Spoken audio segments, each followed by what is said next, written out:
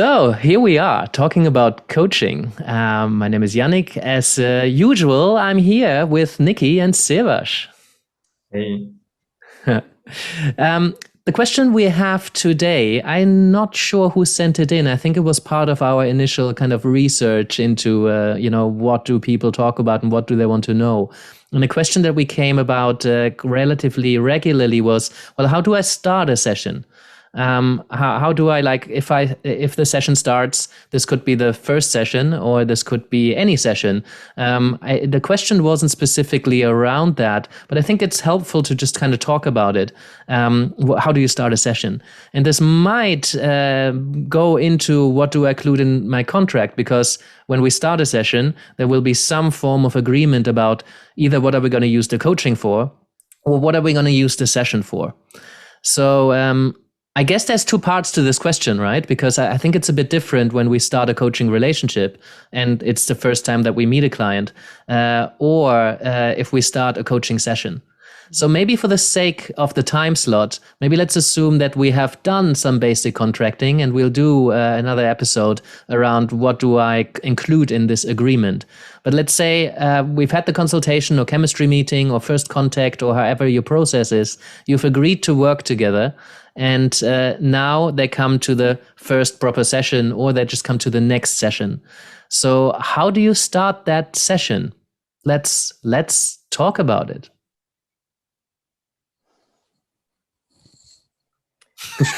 Well, I have some ideas, but what do you think? What's that silence about, I wonder? I think it's a great question. So I suppose, it depends a bit what you've discussed in the contracting, perhaps, how you would then, in my head, how you would then start the first session. What I'm thinking is, I'd likely ask a client, what's made you reach out to a coach? What's brought you to coaching? If that's something I covered in my kind of contracting session, then, the first actual session, I question what would have happened between those two sessions. Would we have left with some homework? Would I have given them the wheel of life? It would all depend a bit on how the contracting session went. Mm-hmm. But then you'd kind of either launch into what they initially brought as their subject. Where do you want to start? It depends if you want to start in the moment or addressing where you kind of last left off. So I think yeah. I'm going to give up on this one. I'm going to listen to you guys and then jump back in. I know, it's such a difficult one, right? And this is probably what the silence is about. And as I was thinking about this, the same thing. Well, it depends on so many things, right? While I'm saying that, I'm usually allowing just some time to be present with whatever is there. That's usually, I'm just kind of being present with what's present. That's, if there was a process, that would be a part of the process. And, if whatever they talk about is probably meaningful in some way. And I really want to be picking up on whatever they're communicating and whatever I'm present to. But then there's also processes, right? Depending on what the process is that coaches have in place. Somebody might say, well, every time we start a session, we check in on the goals that we had agreed last time. I'm going to be super curious about that and see how they got on with it. And based on some potential pre-questions, they come in with something. You might always check in with how they are or what's present. Some coaches always start with a little mindfulness meditation just to, become present in the room and grounded. I don't have a particular process of how I start each session. Each session usually starts a little bit differently depending on what they're coming in with and depending on how we left the last session or the consultation. Like you said, depending on what we've agreed. So I really need to kind of go with my instinct here. But at some point, I will want to know what would you like to use the time for. So I might allow some time in the beginning to see what's there. But then I would want to take an opportunity to say, hey, it's really good to be to know what's up. Do you want to continue this path, what we just started? Is this a useful way to spend our time today? Was there something particularly that you wanted to bring into today's session? So I do want to make time to allow the client to make that decision. rather than just falling into a conversation and then using the time kind of chatting about something that is actually not as important to them, and they just kind of didn't want to interrupt. It tells me something about the client. It's interesting in itself, but I do want to offer that decision, that choice, the client to take the lead on where they want to go. And I do follow my curiosity. If we haven't checked in with actions that they had said, I'm definitely going to do that. I'm not assuming that we have to talk about that. I'm not saying, tell me about what you've done and what you've not done and how that went and how we adjust the strategy. But I'd say, obviously, I'm curious about what's happened since last time and how you got on with what you said you were going to do. But is that a valuable use of our time? Would that be useful for you? So I'm voicing my curiosity, but I'm not dictating what we need to do here. It just came to my mind, and sorry, Siwash, I'm sure you have loads to say, but as someone who kind of, has experimented with different ways of approaching it, from very open to a bit more directive, I personally am thinking, I always find it useful to like kind of, it's that age-old thing of having a goal in mind, knowing what you're aiming for. So I find a really good question, in my head at least, is always to ask, what is it you'd like to get out of the session today? So it kind of gives you at the beginning kind of some sort of an anchor that you kind of keep coming back to, and you both kind of understand what the client wants to get out of the session. Wherever the conversation that then leads, fine, but you've always got that anchor to come back to. Mm-hmm. I like that question. Yeah, I'm very similar to Yannick, right? I've tried a lot of different things and it's not always the same, but personally, I like structure. Nowadays I start with a win. So really to shift their focus towards something they're grateful for, or something good that happened in the last week. Then maybe taking a lesson, asking them what's the biggest lesson you learned in your personal life, in your business, or just about yourself as a coach, or if you're not working with a coach, it could be, what did you learn about yourself? And then usually I shift towards that question: what would be useful for you today? And I think I've experienced in the past where I create a lot of space for people to just share what's coming up. But then often I found that, and again, there's not a right or wrong way. For some people, it might work really well to create that space. But I found often that people would just dump everything in 20 minutes, 30 minutes. And I found personally like it wasn't really a great use of time. There has been times where some really, great things came up. But going to the point quicker, I found it really impactful for myself as a coach, but also as a client. Right? My coach always gets to the point, and we just, it's just so much more. It's almost like that, like a sniper shot. It's impactful and it's precise. But again, it's not. I think what's good to bring to our awareness, I don't think there's a right way. I don't think there's one right way or wrong way. But I think as coaches, we need to make use of our time. I know in the past, in my first year, I probably spent 20, 30 minutes just actually getting into the coaching session, right? And now, so I think what I found is just people find, people's time, people don't have a lot of time, right? Often people get an hour session or 90-minute session. And I think the more we use that session, the more they actually appreciate that. Mm-hmm. And I think that goes back into the contract, right? Because when you spoke, there's quite a few of my clients that I asked them how they want to use the time, and then what often they say is, actually, I'd love to just kind of fill you in on what's been happening. They actually appreciate the time. Sometimes I sit there like you, Siwash, and I'm like, well, I would love to kind of get in there and make a sniper shot and help them move. But I've noticed that sometimes that first, even if it's 20 minutes, to just kind of fill me in, just talk about what's been happening without the particular focus, just kind of, checking in on what's been happening, seems really, really valuable to them. And that's where we're moving into the kind of less forward-driven area. And it's like, sometimes I compare it to the kind of, in therapy, sometimes you just put stuff out. You just need to, you vent some things. and that's super valuable. It doesn't have that kind of focus. We're not sure where this is going, but the act of speaking about what's going on for you, they might not have those places outside.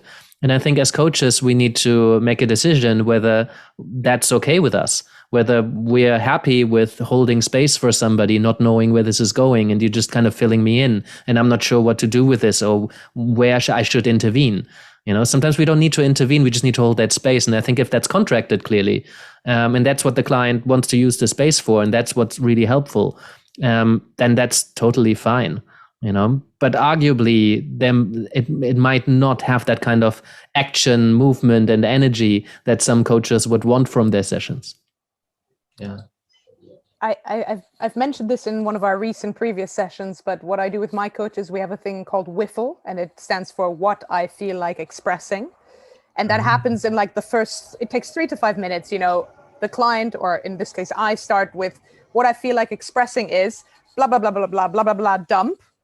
Then the other person is silent. Then my coach goes, what I feel like expressing is da, da, da, da, da, dump. And then it's called burns. And we just like any kind of feedback we want to give on what we said. It takes about 5 minutes. And I think, rather than stretching half an hour of just unloading stuff, that kind of really gets to the point, but allows those pressing immediate feelings to come out. And then we kind of go into a session. And I think that's really powerful. It's also very connecting. But it also separates the space of kind of, these are just things that are affecting me in life right now, and I need to kind of share them with someone, and it's important for building our relationship from, but we're in a coaching session, and this is the overall aim we've come here for. And just like, the other thing that I've been thinking as I've heard you guys talking is like, we do hold such a fine balance between two quite opposite things as coaches. On the one hand, it's kind of providing that open space where the client self-directs and leads, and we are present and kind of able to feel into them. On the other hand, as coaches, and I say that because as someone who has weekly therapy, I'm in a very humanistic process, and sometimes I'm like, I literally think this is random, and like I don't feel like the session has gone anywhere, and then occasionally we have a great session. But the point is, as coaches, what I think is different is, we also have not responsibility for our clients, but we are here to facilitate a process and help our clients towards a goal. And I'm actually I think there's a way of being not directive, but of being, direct and focused and to the point, whilst being in tune with our clients' need, that kind of bridges the gap between where we're just directive on our own agenda and where we're completely free floating and the client's going all over the place. It's finding that harmony, I think, between those two forces as coaches. Yeah, I think so too, that being with and doing with. And it also made me think about the ICF just now, who, if you're going for ACC or PCC, there needs to be a session outcome, a measurable one, and that's part of the ICF framework, which I appreciate, which I don't always use, but I always offer, if we have an agreed outcome for what you want to walk away with from the session, it is a lot more structured, it's a lot more clear, it's a lot more, you can work a lot more focused, you can manage the conversation better. You're kind of more in charge of where this is going because you have agreed on an anchor point in the future that you would like to get to. And it's not just a vague anchor point like, oh, I want to get some more clarity, but like, how would you know that you have clarity? What would that look like? What would that feel like? How would we know that we've arrived there? Because then that gives you something against which you can measure yourself or whatever it is that you're measuring at the end of the session. And then you've provided value. And if you didn't, then you can agree on what we can do differently next time. And that just adds much more clarity and much more certainty to the coaching. I'm quite happy with sitting in the uncertainty. As an existentialist, I'm quite comfortable sitting in the not knowing. And I think this is where amazing stuff happens. But it's totally understandable that, a coach will want to have more certainty and more clarity. And many clients will want that too. So, I understand that. I get that. And that's a matter of personal style and personal approach and what you want as a coach and what your clients want from the coaching. Mm-hmm. Yeah, I think a lot of it comes back to expectations, right? And I think that's what you mentioned when you mentioned the contract, because, when we set those expectations clearly, right? Like if someone says, I want that space, and that space is really valuable for them because they don't get it anywhere else, and you create that space, then you meet their expectations, their experience will be great. Someone else that says, hey, look, I don't have a lot of time. I would like to just use the coaching for, to get clarity on so and so goal. Then you do that with them, they will be really happy, right? But again, it's finding the balance between what are you willing to do as a coach. I've said no previously to people that I thought, hey, like I've had a business client that I do this, a version of the life, what do you call it, the wheel of life. And when I found out that, her relationship with her partner, and there was something else, I think it was the level of happiness was really low. I said, hey, look, if you would like to work with me, I would like to work with you on that for the next 3 months rather than on the business. And that was just, again, a personal thing. Because I don't think personally it would serve her to work on business while those two things are really low, right? But again, it's, I think, just getting clear that if someone wants a lot of that space and you're not that type of coach, maybe just refer them to someone else, right? Instead of actually being in pain and thinking, well, I need the money, just send me the money, right? I'll sit there. And again, I think it's good to just get clear on what you enjoy as a coach. And if you're not clear, start experimenting, try it out. I love Nancy Klein's work and looking at more at that, right? Yeah, and it was oh my God, where's the name gone? Duh. It'll come back to me in a moment. He said that the goal of coaching is not to give somebody results. The goal of coaching, David Clutterbuck, not sure where that name went. He said the goal of coaching is to help somebody advance their thinking on an issue. Nice. And that's so helpful because it frees ourselves from the pressures of the coach creating the results. And we had that conversation in another episode about taking on too much responsibility or feeling the pressure. And the other thing I wanted to add is that, and I think that merits a whole nother episode if we haven't had that, about pre-session routine, because I think how you start a session starts before the session starts. How you show up, how you ground yourself, how you tune into the coaching space and into this client before the client actually walks through the door or tunes on, calls you, or is in the Zoom room. That's like the session starts before the session starts always. Yeah, I do believe we did an episode on that. Yeah, I don't know if it was a whole episode, but I remember talking about it briefly in any case. Yeah. Well, is there anything else? I just noticed that we only have a few minutes left, and I wonder if there's something else that we would want to add to that.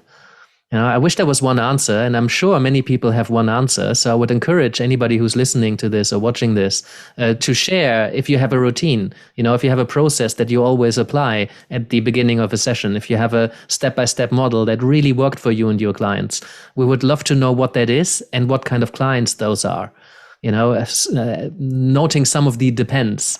But I'm sure there's routines and there's processes that work for people, and I'd love to hear about them. Mm-hmm. Likewise. Yeah, I found it also really fun, but also impactful to try out different questions. Sometimes just starting a session with, what are you afraid to bring to the session? Oh, I love that. Yeah. What's one thing that you don't want me to know about you? Yeah. Right? Or what's one thing that should have been said last week, but you didn't? Yeah. Nice. And I think, like little things like that, like, what is missing in your life right now? And then following up with, how are you keeping it out? Right? It's little things like that. What are you tolerating? That's one of my favorite questions. It came up in a session with a client, and she said, I've been wearing these running shoes for years, and actually my feet hurt, and she replaced them. And it had a big impact on the rest of her life, right? But when I asked where else are you tolerating something like that, so much came up, right? But again, playing with those different questions. Brilliant. Yeah. So if you have more questions, put them in the chat. Let us know. And if you have more questions about coaching, do send them along. And I think at this point, we let Nicki go. Thank you so much, Nicki. Thank you so much, Siwash. Thank you so much for those of you who send us questions and keep us going. Tell a friend, let us know, spread the word, and see you next time. Yeah, and we do actually have a Facebook group. If you want to join, let us know. We'll send you the link. Yeah, talking about coaching. That's what it says on the tin. All right. Enjoy your coaching and we'll see you soon. Bye Bye, bye. guys.